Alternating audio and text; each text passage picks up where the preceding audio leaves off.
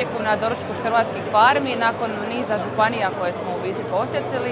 Što se radi? Radi se o tome da se štiti, ajmo reći, proizvodnja, domaća proizvodnja s hrvatskih farmi, konkretno onih proizvoda i promovira se ti proizvodi koji nose oznaku.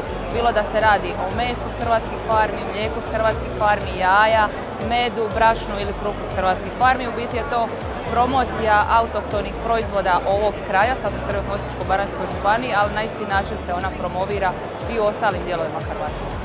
Jedan od zasigurno najkvalitetnijih i najboljih projekata koje je Ministarstvo poljoprivrede u zadnje vrijeme pokrenulo.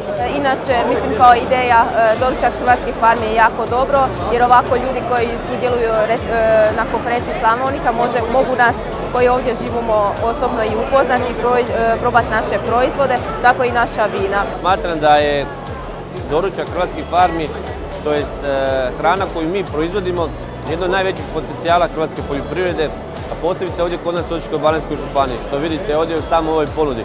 Hrana kao problem 21. stoljeća, kad govorimo o problemu, govorimo o nekvalitetnoj hrani koja rezultira negativnim posljedicama za sve stanovništvo, a posebice stanovništvo koje konstantno konzumira lošu hranu, upravo ovo rješenje tog problema.